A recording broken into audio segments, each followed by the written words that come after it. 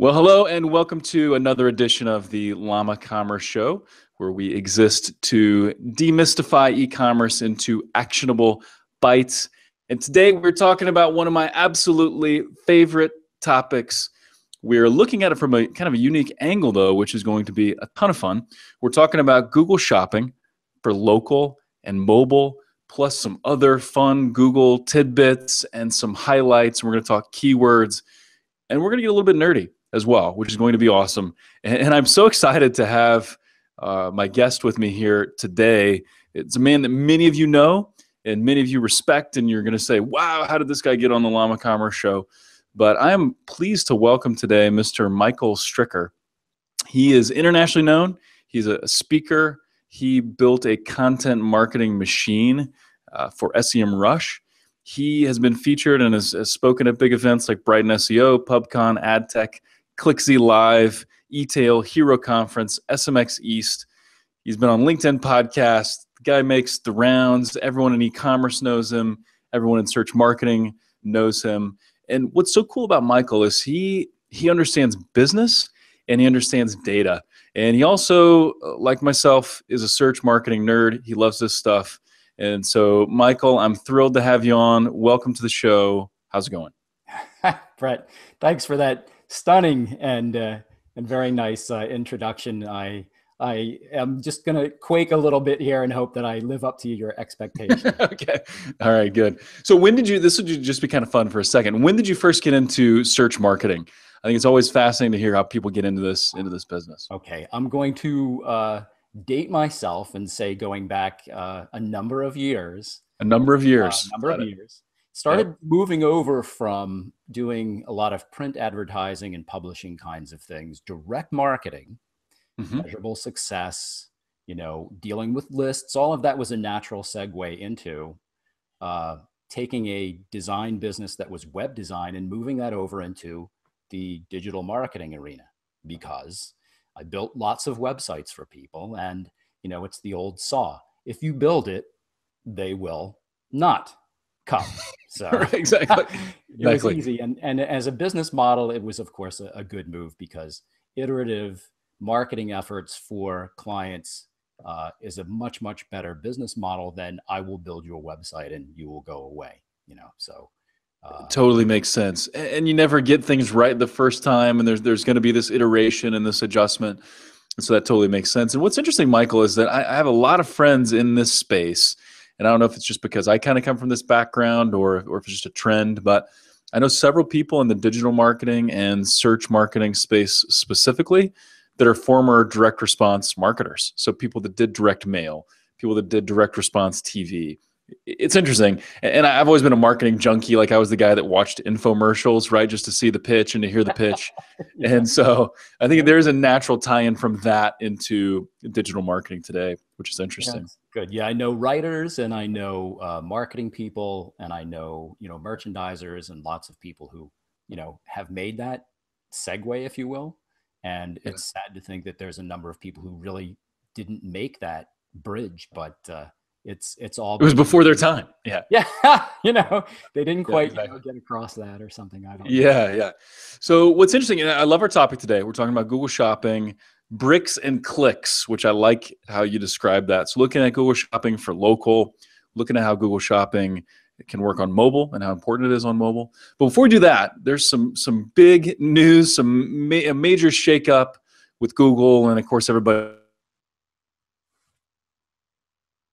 And you got some great data. I know you're a data guy, so let's look at that in just a minute. But as we all know, Google has dropped the right rail ads. So now, where it used to be 1 to 3 ads at the top, and then you'd have the right rail ads. Now those right rail ads are gone.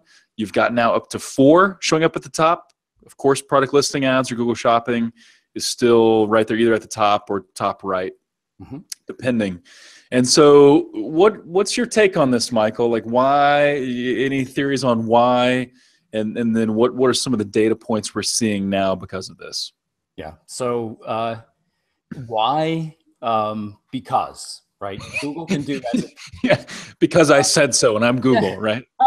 But, Google has stated flatly that their view of online marketing and of search is that mobile first. It's all about mobile first. And this is, in most people's estimation, the primary reason why Google has done this is to put everything basically into one continuous column.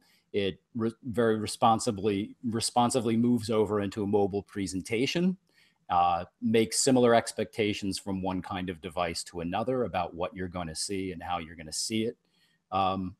Some more cynical types might look at it and say, Google are there cynical types in search marketing? I didn't know. No such thing. But that you know, an end result will be if you own an auction and you reduce the inventory, you're likely to increase the bids. And so, you know, in the end, Google looks to make more money. Ask Google about it. They're not talking about that. Google may say, you know, we are going to actually improve click rates on existing inventory by doing this. And who could argue with that? The issue is, if I am a smaller e-tailer, if I'm somebody who runs maybe a few locations and is, you know, doing a limited number of things in Google Shopping or something, or I'm trying to buy that, you know, bottom inventory in ads, I don't have a lot of money to bid, then, you know, you might feel a little bit left out. But, you know, I don't really think there's a big cause for alarm right now. And I think you're spot on. I think the mobile assessment is right on. They're trying to make it basically the same on all platforms. You know, Google doesn't do anything without testing it a lot. And I remember seeing this in the news and in the search engine world months and months ago, that, hey, we're seeing Google begin to test this, the 4 ads at the top and no right rail. And I think we can make a couple of assumptions on what this is going to do, right? If you were in position 4 before this switch, when number 4 was on the right-hand rail, now you're going to see an increase, right? Because now number 4 is directly above the organic results. I think 4 is going to see most likely a click-through rate increase. You've got some awesome data on product listing ads. I think it makes sense that now product listing ads are kind of on their own. If they're on the upper right, nothing below them, they're going to likely see a bump as well. If you're below position 4, though, like you said, smaller merchants, if someone's saying, hey, we want to live in position 5 and 6 and get what we get from that, now you're at the bottom of the page, you're potentially going to see a drastic reduction in clicks. We'll see. You know, oh, great. You know, I get impressions, but I'm never seen. That's not necessarily where you want to be. But statistically, just recently saw great data from WordStream. They pulled from their own users and they've illustrated this graphically. And so, you know, just if you have a sec, I'll just run through some of this stuff. Yeah, do it. I think it's fascinating. I love it. Yeah.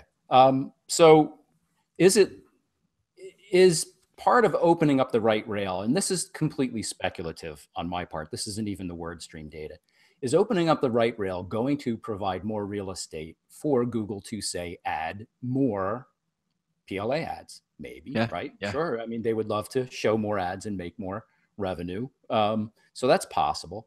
Is it also possible that it will open up additional ad types?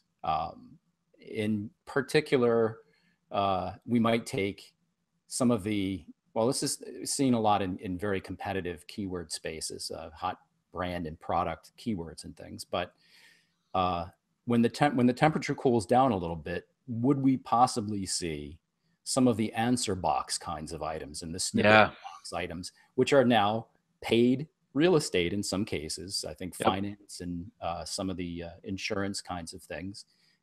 Is it possible that this will become a new ad vehicle? And sure, I mean, why not, right? PLA started out free and Google made them a paid item. So, you know, all of this is possible. But getting beyond the speculation to some data, will click-through rates improve for Google Shopping ads? And it's pretty clear that within just, you know, weeks since this, you know, change in the SERPs went live, that the shopping click-through rates have increased in general across, I believe the number was looking at like 2,000 different keyword sets. WordStream provided the data that average across all e-commerce accounts, shopping click-through rates were approaching 2%, which was a good advance for them. that click-through rates for regular AdWords text ads was resting about 1.6%. So 120% higher returns, click-throughs on shopping ads, great, and largely probably because just eliminating clutter, making it easier to make a decision, and decisions get made. Exactly.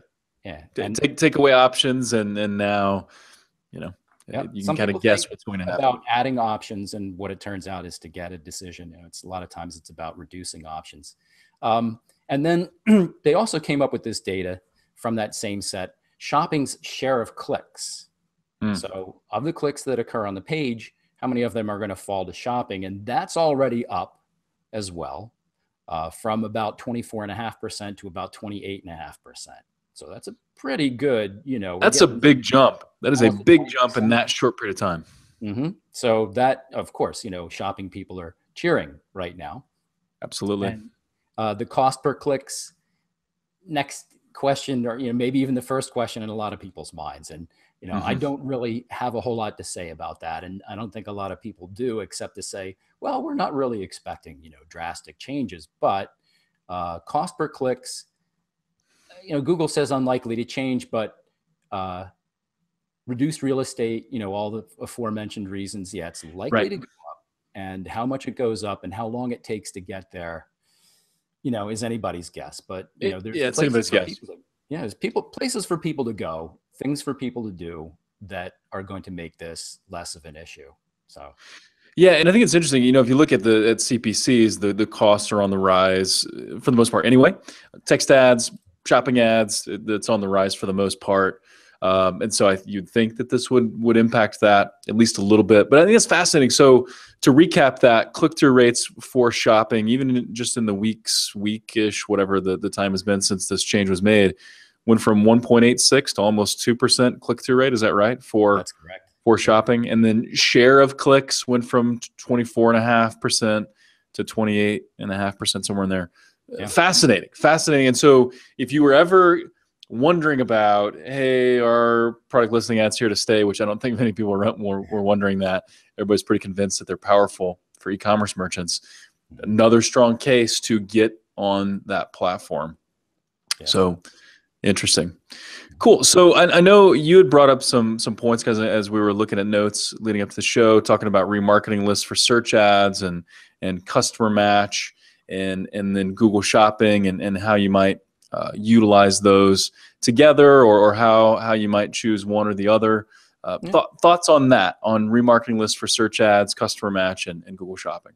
Yeah. So, Google kind of suggests the remarketing options and audience matching as an alternative. And it's sort of like they're throwing this out as a conciliatory gesture to people who may feel squeezed out of that right rail, that they could be doing these other methods. And yes, you could be. As a matter of fact, I think, you'd be crazy not to be getting your feet wet, at least trying these things out. So, remarketing, however you choose to do it, watching and retargeting people who simply, at the very least, bounce off of your order page. Sure. Chase them down, follow them out the door and down the street, and do what you can to bring them back again. Then think about how you can limit that. You don't want to badger people to death. Spend. Don't become the stalker. Yeah. We've all seen that. But doing that, making sure that those ads appear. For instance, we talked about other channels where they can appear. So some of the additional Google real estate in their networks, where your ads may appear in Gmail, perhaps. Yeah. Or even on YouTube, maybe, for some particular products. So it's all awesome stuff, and you should be doing that probably anyway, at least testing it out. In addition to that, audiences, I don't know about you. I've talked to a few people who started doing the audiences, and frankly, I'm not getting enough feedback from them about how well it's working. So either it's not working great and they're not comfortable talking about it, or it's working so well that they don't want to tell me or anybody else. Yeah, it's a could be. I think it's probably the first option, Yeah. and I talked to a lot of agencies, and of course we run an agency, and we've done a little bit of customer match, but not that much. Remarketing, obviously we do that for almost everybody, and remarketing lists for search ads. And so if anybody doesn't know what RLSAs are, remarketing lists for search ads, that's where you're using your remarketing list. So often we recommend that a customer use Google Analytics to generate that remarketing list.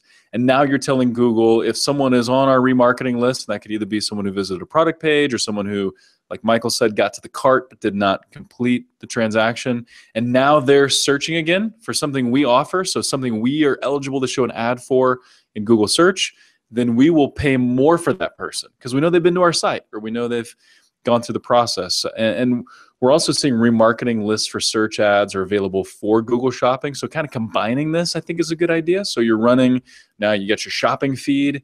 And so now someone's searching for the auto parts that I sell, or they're searching for the apparel that I sell.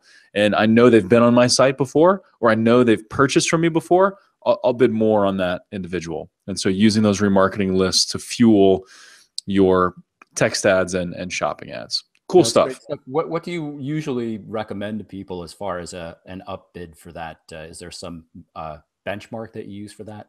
Yeah, I don't think there's a magic number, so to kind of give a range, I mean, it's anywhere from 20% to 300%, just depending on how aggressive someone wants to be and what type of product they're selling.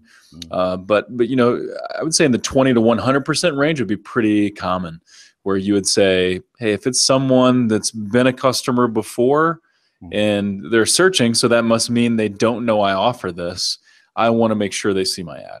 And so I'd say that 20 to 100% is pretty common, but you got to kind of experiment with it, just like anything else in search, I think. Right. Item Yep. price and all the rest of it. Sure. Yeah, absolutely. So let's talk about a couple things. Let's look at mobile. Let's look at local. And so maybe we start with local first. And there's definitely a growing number. And what's interesting, I also got my start with local businesses. And then I moved into e-commerce and started working with a lot of pure play e-commerce companies, still do, of course. But there's also this trend for the local store to now start to offer online offerings. So we were just talking to a manufacturer locally. They manufacture for the Midwest region in this particular vertical. And they've got a lot of their resellers are saying, hey, how do we sell online now, right? So there's that trend. But what are you seeing? What are you hearing along the lines of Google Shopping for local stores, so the local inventory ads? Yeah. Maybe explain what that is first. Yeah, sure. So we've all probably seen this and maybe haven't investigated it real thoroughly. But if you look in Google Shopping ads and you'd say you get the carousel on or you get your list of 3 in your mobile device, and you see a small banner. Now, I think they've changed it a little bit, and there's a little banner up in the upper right corner, like a little blue thing says, find it locally or shop locally. In your desktop, which, depending on how well Google has located you, may or may not appear, right? Because it has to do with their perception of where you are and what kinds of keywords you're using to search. Oh, wait, why are we talking about keywords? We're talking about Google Shopping. But as a matter of fact, if you're using terms like where can I find this, or how can I buy this, you're gonna get some results. And so what this comes down to is you've got an ad with a special indicator on the desktop. It may be the little red map pin, and in the shopping on your phone, it may be a little blue thing up in the corner, and it's going to have local inventory. So what happens when you click on these ads as a searcher, you get shown a result that tells you, here's the item that you were looking for. It's available, it's in stock at this location or this location if you have multiple locations nearby, according to how Google is locating the searcher. And it's going to give them 3 alternatives for conversion. So you can have a call, they can get directions to find you, or if they prefer, they could actually simply buy the item online. So, on the one hand, you say, damn, I could drive traffic to my store, and wouldn't that be fantastic? And yes, you can.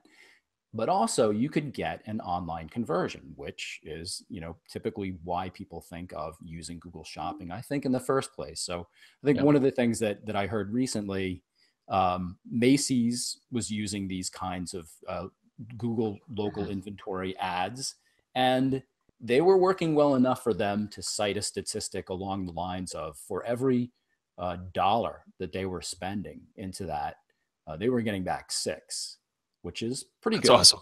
600%, awesome, yeah. Pretty good return.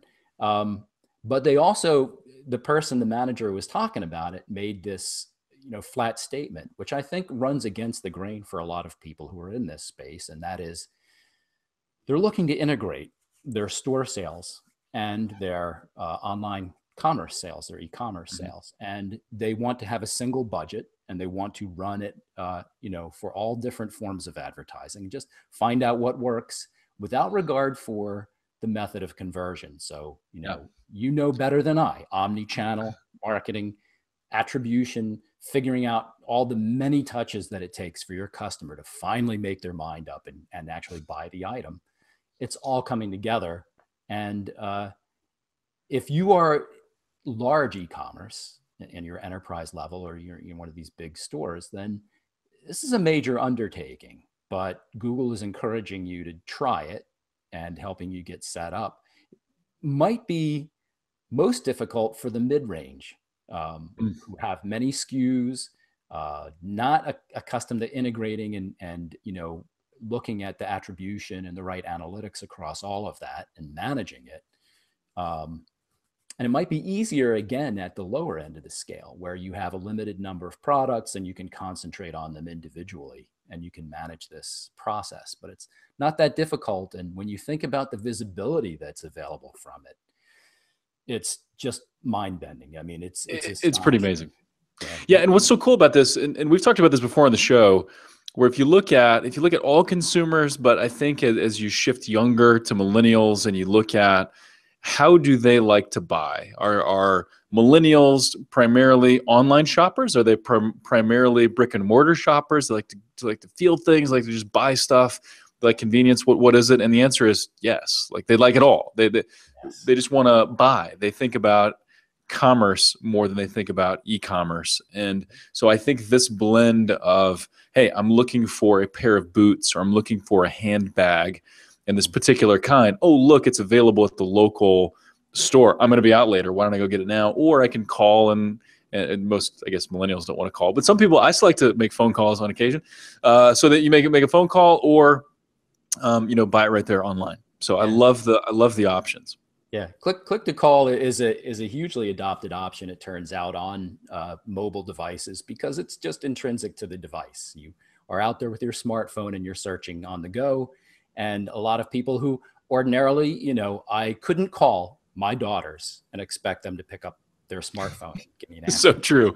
Right? Yeah. They'll text me a million times before they will ever, pick up the phone. But if it's a device, if it's something that they want to buy, they'll make that call, check on the availability or whatever.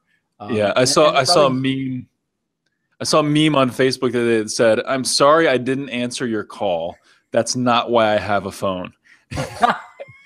So I think that's phone calls. Yeah.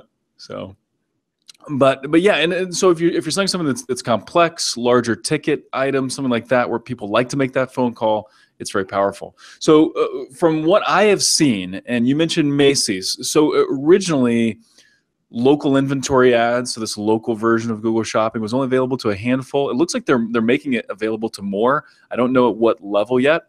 But one thing we're recommending, so there are some things to think about in getting your local inventory updated, to where you can at least let Google know if something is in stock or out of stock. So there's some considerations there. One thing you can do, though, and we've helped a lot of merchants do this, is if you are running traditional Google Shopping ads, so the ad is just click and go to the product page, hopefully make a purchase, but you have a local store, we recommend you take that Google Shopping feed, make a local campaign, right? So we've got a client that sells Western wear, one of the largest in the Midwest. And so they have said, hey, for this particular product line, if anybody is within a 50-mile radius, we want to make sure we show up for that. So we set up a separate campaign. So our traditional Google Shopping campaigns, we're measuring return on ad spend. We're looking at cost per conversion. We're looking at all the traditional metrics and making sure this thing is working. But for this local ad, the whole idea is, hey, if anybody is within 50 miles and they're searching for one of our products, we want to make certain that they see us first. And so we've kind of, with this particular merchant, we chose some of their most popular items and just bid like crazy. Again, only in a 50-mile radius, but we want to make sure, hey, if someone's looking for boots and they're near the store, they've got to see our ads. And so that's worked actually very well. You can't see the metrics on that like you would on a normal Google Shopping with actual sales, but you can see a lift in foot traffic. Mm-hmm. And so that's kind of a quick and easy way.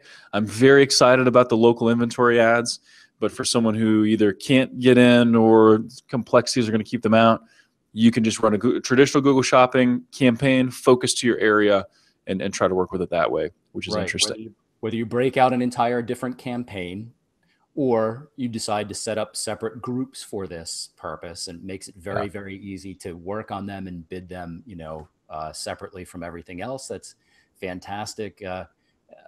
Talk briefly about if you're, a merchandising manager and you're used to what happens in store and you're thinking in terms of, it's kind of old-fashioned concepts, really, doorbusters and, loss leaders and getting in-store traffic. And it's come back full circle. And now you use the digital method to enact that. And, but you do bring up a good point about I'm driving the foot traffic now, and without tracking all of this, omni-channel, how am I going to know that my ads have driven that traffic in store and it resulted in that sale? But just because of the visibility, the brand awareness, keeping yourself up, foremost in people's minds, there's lots and lots of reasons why, if you have a store in proximity, you would want to do this. When I think about the mobile searches that I've done and seen, and I've done lots of research about this, and SEMrush has PLA data about this, the visibility falls to these kinds of mobile inventory ads at a higher rate. I mean, Google loves to present them. And, it's all about inventory for, it's all about revenue for them. Yes. And it's interesting.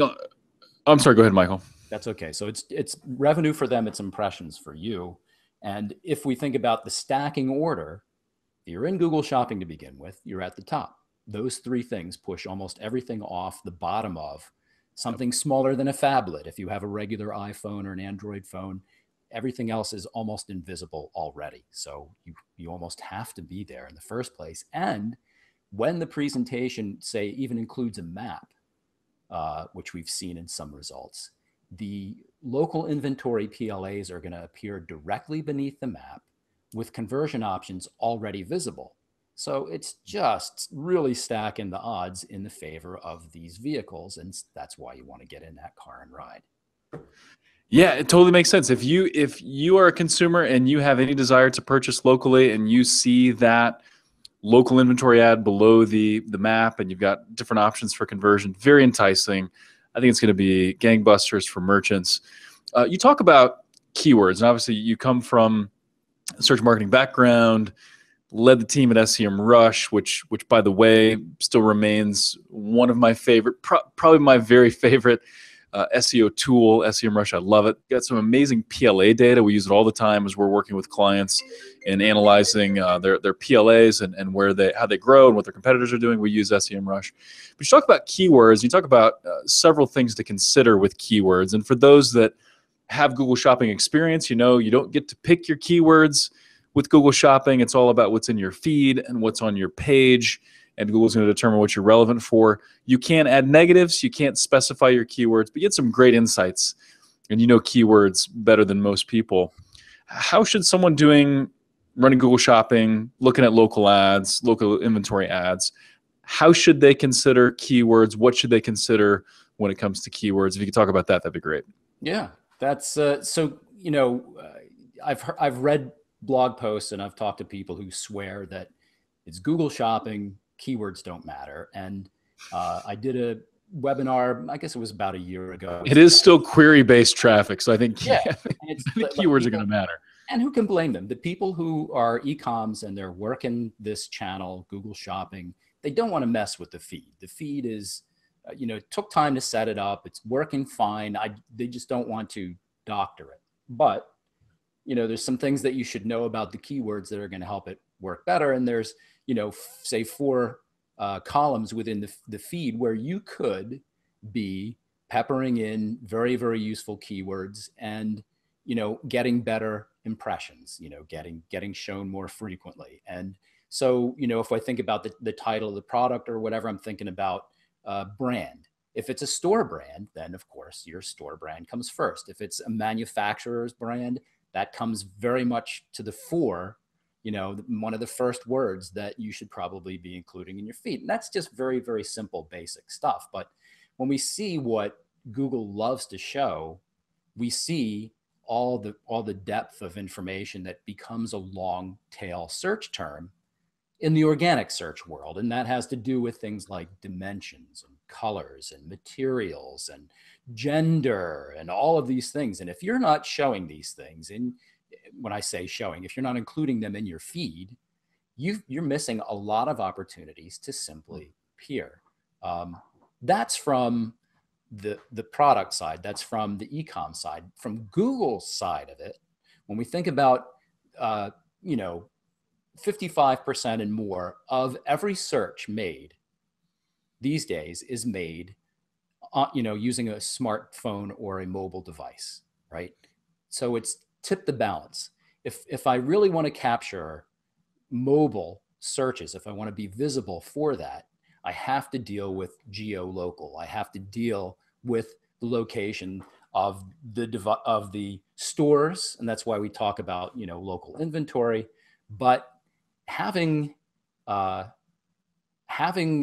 some authority on a local basis on your pages is going to help Google to understand that, yes, you do have local outlets.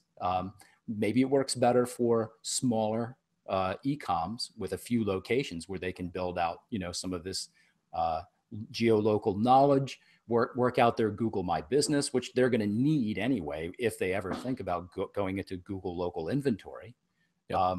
But demonstrating through their keywords to Google that this location, this product page, this shopping ad is going to pay off in a big way for people who are in that vicinity. And you have to, that's a keyword oriented kind of thing, whether you choose to think of it that way or not. So having good local dominance, presence in Google Shop, Google My Business and all that, absolutely essential to winning that. When you win that, you win the top of the SERPs, the search engine result pages, and that's where you want to be. Yeah, it totally makes sense. And I think, looking at it from a couple different perspectives, one, you want to make sure your feed is optimized, and you got, just like you said, brand. If brand is important, putting that in your title, even working it into the description. There's even a brand field that's required by Google. And then some of the local factors. So if you've got, Google needs to look at your ad and your site and say, this is relevant for this query.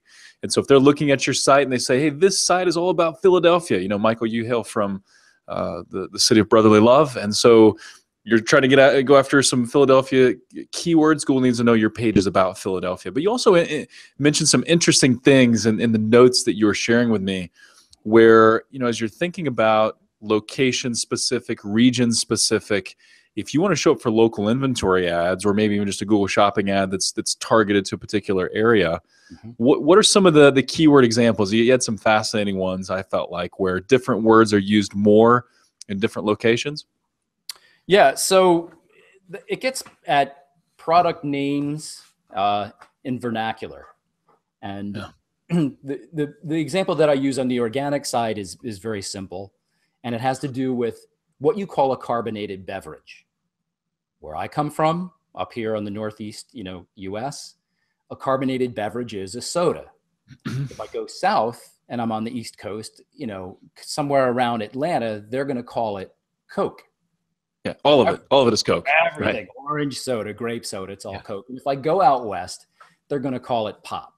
And, Yep. you know, in the East Coast, we say, no, pop is a sound, you know, it's not a drink. So Yeah. that gets at something that, you know, we're not going to buy sodas in Google Shopping necessarily, but similar kinds of things apply. So when I look for shoes, and I look for shoes that are very popular, I can use a couple of Google tools to see where I could geo-target better. And I can choose by using targeting within my AdWords to scope down by radius or by metro area, or even down to the city level. I can target my ads very, very definitely. And I may want to do this when I consider things like, well, gee, in Nome, Alaska, you can imagine that boots are enormously popular, but things like thongs and Nikes are just like infinitesimal. Why would you have them? Yeah, the search volume is just not there, and the trending is, you know, it's not going up. However, of course, and it makes sense if I go to Miami and I look at that, you know, East Coast Florida area, thongs are popular. They're popular year round, but even there, Nikes are even, you know, more popular than thongs. Boots, would you believe? I mean, they are somewhat popular, but if I use, you know, shopping insights, and if it's a fairly popular item, I can see and break down to the metro or the city level the popularity levels for particular items for those areas, and I can break it down by time of year. Of course, seasonality is a big part of it, but climate makes a difference. Language makes a difference. What I call something and what you call something. I was having a lot of fun looking for things like stripper heels and stiletto heels. And yeah, if I want stripper heels, it's a big East Coast, Northern United States kind of phrase. Yeah. I've not heard that here in the Midwest. Yeah. Not in the Midwest, right? We call them flip-flops too, by the way. You mentioned thong, we call it a flip-flop, but that's what we call it, you know. Right. If I call it a thong, then, you know, people wonder if it's a form of women's underwear, or if it's exactly. Yeah. So that's all you can go down the rabbit hole. Right. Doing a lot of research. However, if you use, you know, and right now the only tool, and if there are others, somebody disavow me of this, but SEMrush has the only PLA data that I know of at scale where I can enter a competitor's store, their domain name, and see all of the PLAs that are appearing in the first, you know, 10 pages of Google results. And usually that's only the first few pages anyway, but I see the keywords for which Google is surfacing those ads. And I can see the additional keywords that I could include on my pages, my conversion pages and such, that Google's going to recognize and include and possibly give me some preference for to appear when I include things like, you know, we talked about some of the details about items. We talk about things like gender. We talk about things that appear in the genuine queries used by people. You read that and you see what your competitors are using that are making them visible. It's a no-brainer. I would use those same kinds of terms. Yeah, and what's so interesting, and I love the PLA data in SEMrush, and we use it all the time. My team uses it all the time. What we can do, so you can find a competitor, look at their top product listing ads. You see the picture, you see the title of that ad, just like you would if you were looking in Google Shopping. So you see the picture, the title, the price, and then the keyword, just like you said. And here's what's interesting. So what you can conclude from that, or what you can deduct from that, is if you see this list of keywords that triggered that product listing ad for a competitor, if you don't see that keyword in the title, but yet they're still showing up for it, it means then that it's somewhere else in the data feed. It's in the description, it's in one of the other data points, it's on the landing page, something like that. But it's a great way. We use it for title benchmarking, where we say, we're not breaking through for this product. We're not showing up for the keywords we want to show up for. Let's see what our competitors are doing with their titles and what keywords are they showing up for. So it's a fantastic tool for that. I love your data as well. What was the, just one more time, the Google tool you mentioned for looking at insights and drilling down into geographic areas and seasonality and things like that? There's two ways. Google Shopping Insights is one, and you'll get a map and you can, you know, do all the searching there that you want to see. you may find that certain products are not represented. Maybe they're not popular enough. Google doesn't collect all of the data and use it in that particular tool. But, you know, an old standby, Google Trends. So you can simply go in Trends and you can get a very, very similar view. And that's awesome. I mean, you know, thinking about what you call a product and how it's only that name is only used in a very small area of Missouri, you know, something like that. Right. It could be very, very insightful. And, you know, and thinking too about terms that evince to Google, and talking about a little more about keywords, shows Google commercial intent and makes Google more prepared to show Google shopping ads to begin with. So people searching using terms like, you know, where can I buy? You know, how can I find?